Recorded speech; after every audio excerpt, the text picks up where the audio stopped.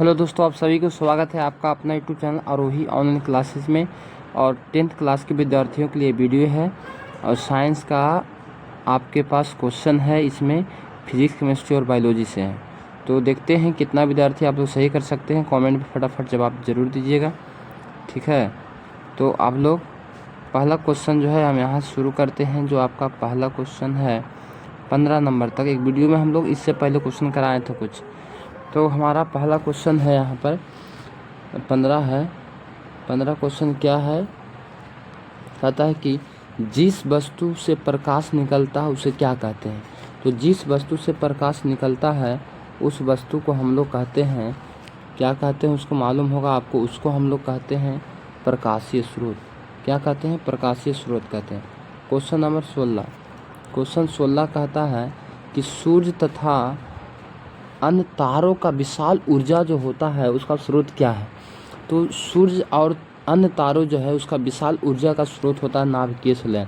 नाभिकीय संलयन के द्वारा जो है बहुत ज़्यादा ऊर्जा को एकत्रित किया जाता है, जमा किया जाता है। तो सूर्य के पास जो है अधिक ऊर्जा होने का कारण क्या है?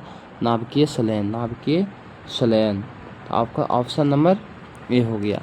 क्वेश्चन नंबर 17 को अगर हम देखें तो क्वेश्चन नंबर 17 हमारा कहता है कौन दर्पण सूत्र है। इसमें दर्पण सूत्र आपका कौन है, आपको बताना है कि दर्पण सूत्र आपका कौन है। तो आप option number A 1/v + 1/u बराबर 1/f को ही कहा जाता है दर्पण सूत्र। क्या कहते हैं इसको? दर्पण सूत्र। अगर ये माइनस हो जाता है 1/v - 1/u बराबर अगर 1/f हो जाता है तो ये हो जाता है आपको लेंस सूत्र। कौन सूत्र होता है? तो लेंस सूत्र। लेकिन आपसे पूछ रहा है दर्पण सूत्र, तो दर्पण सूत्र पूछ रहा है, तो ऑप्शन नंबर ए आपका बिल्कुल सही जवाब हो जाएगा यहाँ पर। अब क्वेश्चन आगे की ओर चलते हैं। तो क्वेश्चन हमारा है 18 और 18 है कि टिंडल प्रभाव क्या है? टिंडल प्रभाव। 18 क्वेश्चन है टिंडल प्रभाव देखा जा सकता है। टिंडल प्रभाव कहाँ देखा जा सकता है? आपको बताना है कि टिंडल प्रभाव जो है कहाँ देखा जा सकता है। तो टिंडल प्रभाव क्या होता है, आपने देखा होगा। अगर कोई मान लिया जाए कि रूम है, रूम के कहीं एक वेंटिलेटर है, मतलब कि एक छोटा सा छिद्र है। जब उससे प्रकाश आता है तो उस रूम में जितना भी धूल कण है उड़ते रहते हैं। तो उस धूल कण के उड़ते रहने के कारण जो है उस प्रकाश का रास्ता दिखाई देता है कि प्रकाश सीधे आ रहा है। तो प्रकाश सीधे आ रहा है, इसके लिए हमको क्या चाहिए? एक अंधेरा कमरा चाहिए, उसमें धूल कण उड़ रहा है तो उससे प्रकाश का रास्ता दिखाई देता है। इसी घटना को हम लोग टिंडल प्रभाव के नाम से जानते हैं। आपको यहाँ पर कहाँ वो दिखाई देगा? बाजार में दिखाई देगा, खेत में दिखाई देगा, इनमें सभी में। तो आपको मालूम होना चाहिए हमको जंगल में। और टिंडल प्रभाव का खोज भी आपको जंगल में ही हुआ था। कहाँ हुआ था? जंगल में। टिंडल प्रभाव देखा जा सकता है, कहाँ देखा जा सकता है? जंगल में देखा जा सकता है। क्वेश्चन नंबर 19 को देखते हैं। तो तारे को कहता है तारे टिमटिमाने का मुख्य सिद्धांत किस पर आधारित है। तारा जो टिमटिमाता है, इसको टिमटिमाने का मुख्य कारण क्या है, आपको बताना। तो प्रकाश के अपवर्तन के सिद्धांत के अनुसार जो है तारे टिमटिमाते हैं, क्योंकि हम लोग जानते हैं कि आसमान में बहुत सारे तारे हैं। तारे से आने वाली प्रकाश पृथ्वी तक पहुंचने में कई माध्यम से होकर गुजरना पड़ता है, जिसके कारण प्रकाश जो है कभी हमारी आंखों तक पूर्णतः तो कभी अंशतः पहुंचती है। इसी घटना से कारण जो है हमें प्रकाश टिमटिमाते हुए दिखाई देते हैं, प्रकाश के अपवर्तन के कारण। इसलिए ऑप्शन हमारा कौन से हो जाएगा? Option A. आगे चलते हैं तो क्वेश्चन नंबर 20। क्वेश्चन 20 हमसे क्या पूछता है, जरा उस पर भी हम ध्यान देते हैं। क्वेश्चन 20 हमारा पूछता है कि आपको बताना है समान नेत्र के लिए, किस नेत्र के लिए? समान नेत्र के लिए रेटिना पर बनने वाला प्रतिबिंब कैसा होता है। समान नेत्र के लिए मतलब एक सिंपल सा जो नेत्र है, एक आँख है, उस आँख में आपको क्या है, उसका रेटिना पर जो प्रतिबिंब बनता है पीछे, वो कैसा होना चाहिए। आपको मालूम है कि रेटिना पर बना प्रतिबिंब जो होता है वास्तविक होता है। कैसा होता है? वास्तविक और उल्टा होता है।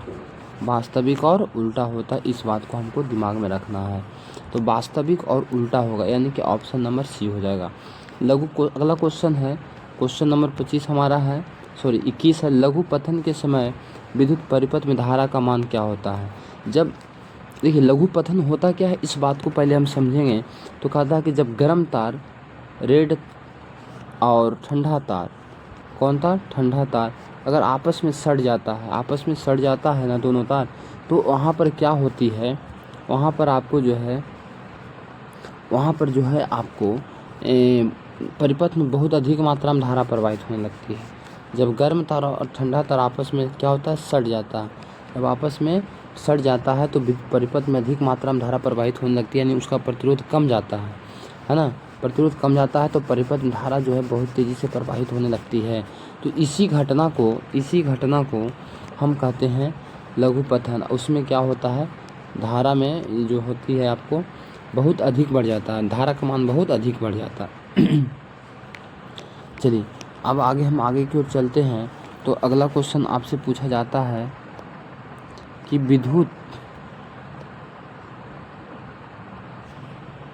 क्या क्वेश्चन पूछा जाता है? देखिए, विद्युत चुंबकीय प्रेरण की खोज किसने किया था? बहुत महत्वपूर्ण क्वेश्चन है, आपको नज़र में होगा। विद्युत चुंबकीय प्रेरण की खोज किसने किया था? तब फैराडे ने किया था। फैराडे क्या थे? एक बहुत लोहार घर के थे, बहुत गरीब विद्यार्थी थे और एक दुकान में जो क्या करते थे, एक दुकान में जो है किताब सिलते थे, ठीक है। जो किताब उनको सिलने के लिए आता था उस किताब को पढ़ते थे बेचारा। पढ़ के जो है उसने क्या किया कि अपना ज्ञान को हासिल किया। फिर एक वैज्ञानिक थे, उनके लेक्चर को सुना, उसने बढ़िया से ध्यान से सुना। उसी लेक्चर को फिर उस वैज्ञानिक को सौंपा और वह वैज्ञानिक ने अपने जो है प्रयोगशाला जो होता है उसमें इनको रखा। इसके बाद जो है इन्होंने क्या किया कि अपना जो है दिमाग लगाकर इसने चुंबकीय प्रेरण की खोज कर डाला, ठीक है। यानी कहें तो जनरेटर और खोज का श्रेय इन्हीं को जाता है। माइकल फैराडे इनका पूरा नाम है। चलिए क्वेश्चन नंबर 23 क्या कहता है, ज़रा इस पर आप लोग गौर कीजिएगा। क्वेश्चन 23 कहता है आपसे कि मोटर जो है, विद्युत मोटर आपने सुना ही होगा, सुना ही होगा। विद्युत मोटर जो है आपको किस ऊर्जा को किस ऊर्जा में बदलती है? आपको मालूम है किस ऊर्जा को किस ऊर्जा में बदलती है विद्युत मोटर? देखिए, विद्युत मोटर को हम लोग क्या करते हैं? लाइन देते हैं। क्या करते हैं? लाइन देते हैं, तब इसका पुल्ली नचता है। यानी कि विद्युत ऊर्जा को यांत्रिक ऊर्जा में बदलता है। किस ऊर्जा में? तो आपको ये विद्युत ऊर्जा को यांत्रिक ऊर्जा में, विद्युत ऊर्जा को कौन सी ऊर्जा में बदलता है? यांत्रिक ऊर्जा में बदलता है। विद्युत ऊर्जा को यांत्रिक ऊर्जा में बदलता है, ठीक है। चलिए अगर तो ऑप्शन कौन हो जाएगा? ऑप्शन नंबर बी हो जाएगा। आगे चलते हैं। क्वेश्चन नंबर 24 का था लेंस की क्षमता का ऐसा मात्रक क्या होता है? आपको मालूम है कि लेंस की क्षमता का ऐसा मात्रक जो हो जाएगा, आपको हो जाएगा लेंस की क्षमता का ऐसा मात्रक। ऐसे तो डायोप्टर होता है, लेकिन यहाँ पर डायोप्टर आपको नहीं दिया है। तो आपको मालूम है कि 1/f को ही हम लोग कहते हैं लेंस की क्षमता। ये चल जाएगा, f होता है मीटर में, फोकस दूरी होता है मीटर में, ऊपर जाएगा तो हो जाएगा मीटर के पावर -1। यानी बोल सकते हैं ऑप्शन नंबर सी हमारा कौन आंसर सही होगा? ऑप्शन नंबर सी जो होगा बिल्कुल राइट होगा। कैसे होगा फिर से सुनिए। ऐसे तो आपको लेंस की क्षमता कैसा मात्रा डायोप्टर है, लेकिन डायोप्टर यहाँ है नहीं, लेकिन उसका फार्मूला आपने पढ़ा होगा कि फोकस दूरी के व्युत्क्रम को क्या पढ़ा होगा? फोकस दूरी के व्युत्क्रम को हम लोग कहते हैं, फोकस दूरी के व्युत्क्रम को हम लोग कहते हैं लेंस की क्षमता। और यहाँ पर 1/f मीटर में होता है और ऊपर जाएगा तो मीटर के पावर -1 हो जाएगा। यानी कि हमारा ऑप्शन कौन बन गया? हमारा ऑप्शन बन गया जाके आपका सी, ठीक है। चलिए अब आगे की ओर चलते हैं। अब अगला प्रश्न हमारा क्या होता है उस पर हम लोग गौर करते हैं। हमारा प्रश्न है आकाश का रंग नीला क्यों प्रतीत होता है? ये तो सब जानते हैं, आकाश का रंग नीला जो है प्रकाश के प्रकीर्णन के कारण होता है। आकाश का रंग नीला क्या है? प्रकाश के प्रकीर्णन के कारण आकाश का रंग जो है नीला होता है। आपको मालूम है कि नहीं है? जैसे देखिए, सूर्य के प्रकाश में कितने रंग हैं? 7 रंग। सूर्य के प्रकाश में 7 रंग है, आपको मालूम है। जब सूर्य के प्रकाश में 7 रंग है, तो 7 रंग जो हमारे वायुमंडल से होकर गुजरता है, कहाँ से गुजरता है? वायुमंडल से होकर गुजरता है।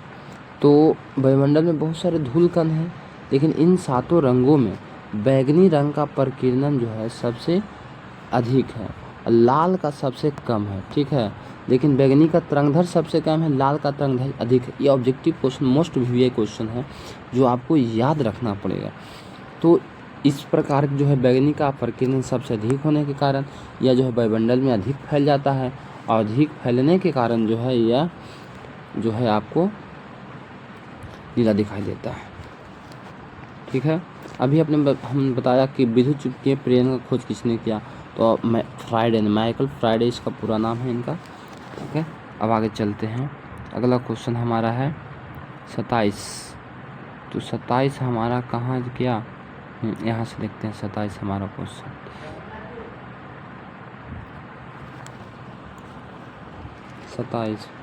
27 है 1 किलोवाट बराबर होता है, 1 किलो जो वाट होता है 3.6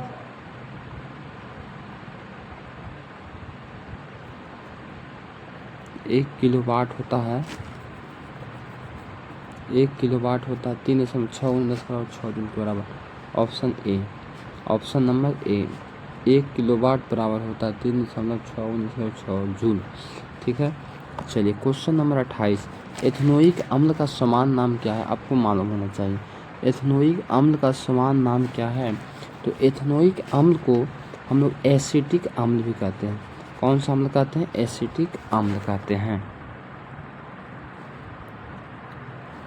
चलिए एसिटिक अम्ल कहते हैं। यहाँ पर देखना क्वेश्चन नंबर 29। वायुरोधी बर्तनों में है ना खाद्य सामग्री रखने में उपचयन की गति हो जाती है। क्या हो जाती है, जब वायुरोधी जो वायु को रोकता है बर्तन, उसमें जो है आपको अगर हम खाद्य पदार्थ को रखना, अपचयन की गति क्या होता है, मतलब कि इसमें जो है खराब होने का जो गति होता है वो क्या हो जाता है, तो उसमें धीमा हो जाता है। ठीक है, नीचे देखिए आपके नाम कौन सा कथन सही है, आपको है 2Cu + O2। ये कॉपर का ऑक्सीकरण हुआ, कॉपर का अवकरण हुआ, है ना। आपको कौन सा जो है कॉपर जो है ऑक्सीजन संयोग कर लिया, कॉपर के साथ ऑक्सीजन चला गया, इन कॉपर का ऑक्सीकरण हुआ। ऑप्शन नंबर ए, कॉपर के साथ में ऑक्सीजन आके जुट गया इसलिए 2Cu हो गया, तो कॉपर का ऑक्सीकरण हुआ। चलिए आगे चलिए क्वेश्चन नंबर 31। और क्वेश्चन एक मिनट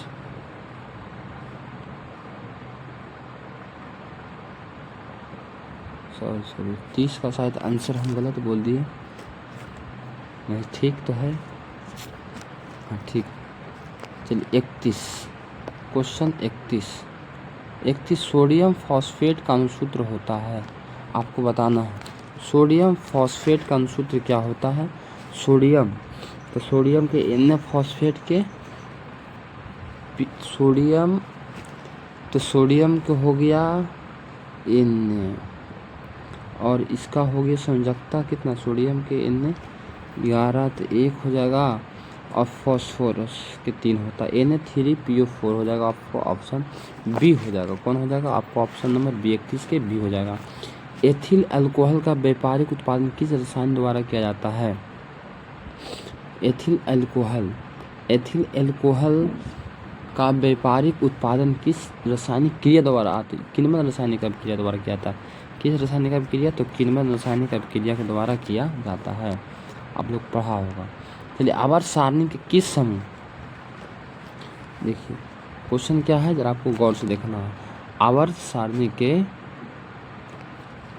सारणी के किसी समूह के सभी तत्वों की संयोजकता होती है। देखिए किसी समूह के सभी तत्व संयोजकता यहाँ पर आपस समान होती है। कैसी होती है, समान होती है, यानी 33 के बोले तो 33 का ऑप्शन नंबर हो जाएगा ए, समान होती है। निम्न कौन सा ऑक्सीकरण की क्रिया नहीं है, ऑक्सीकरण की क्रिया इसमें कौन नहीं है, 34 में बताना है। तो दहन के लिए ऑक्सीजन की ज़रूरत है, श्वसन के लिए ऑक्सीजन की, भोजन का पचना ऑक्सीजन की ज़रूरत है। अपक्षेपण, जिसमें ऑक्सीजन का संयोग नहीं हो रहा है वह ऑक्सीकरण क्रिया नहीं, तो अपक्षेपण होगा, कौन होगा, आपका अपक्षेपण। चलिए अब आगे क्यों चलते हैं, और क्वेश्चन नंबर 35 का आता है कौन प्राकृतिक सूचक है, तो आपको मालूम है हल्दी जो है आपको 35 क्वेश्चन का आंसर हो जाएगा आपको हल्दी। क्या हो जाएगा? हल्दी। हल्दी को प्राकृतिक सूचक कहा जाता है, आपको याद रखना, VVI क्वेश्चन है। ये कम्पिटिटिव एग्जाम में भी सम क्वेश्चन पूछे जाते हैं। सिल्वर क्लोराइड का रंग क्या होता है? आपको मालूम होना चाहिए। सिल्वर क्लोराइड भी VVI क्वेश्चन है, एक वीडियो में और हम कराए थे आपको। तो सिल्वर क्लोराइड का रंग जो होता है श्वेत होता है। समीकरण CaCO3 संवरमन जो है उष्मा देते हैं तक CaO कैल्शियम ऑक्साइड और कार्बन डाइऑक्साइड किस प्रकार का समीकरण है? ये तो वियोग हो गया ना, ये तो टूट गया समीकरण, आपको मालूम होना चाहिए। तो समीकरण टूट गया, तो इसको कहते हैं वियोजन अभिक्रिया। कौन सी अभिक्रिया? वियोजन अभिक्रिया। चलिए आगे चलते हैं। तो है हमारे शरीर में pH कितने परास के बीच होता है? ये भी बहुत अच्छा क्वेश्चन है। हम तो कहते हैं आज का सेट बहुत इम्पोर्टेंट है। pH स्केल हमारे शरीर का, तो यहाँ पर हो जाएगा 7 से 7.8। रक्त में शक्कर का स्तर नियंत्रित कौन करता है? 39, तो इंसुलिन करता है। ठीक है, चलिए आगे चलिए। निम्न में कौन सा आयनिक यौगिक है? निम्न में कौन आयनिक यौगिक है आपको बताना है। तो आयनिक यौगिक CaCl2 कैल्शियम क्लोराइड है। ओजोन के एक अणु में कितने परमाणु होते हैं? 3 परमाणु होते हैं। आपको इसे तो फटाफट याद होना चाहिए। ठीक है, अब चलते हैं 42 क्वेश्चन की ओर। तो कहता है कि कितने आवर्त है? क्षैतिज रेखा को आवर्त कहते हैं, जो पड़ा रहता है आवर्त खड़ा रहता है उसको वर्ग कहते हैं। आपको ये मालूम होगा कितने आवर्त हैं? 7 हैं। सॉरी कितने हैं? 7 हैं। अगला, कैल्शियम सल्फेट अर्धहाइड्रेट का अन्य नाम क्या है? माने CaSO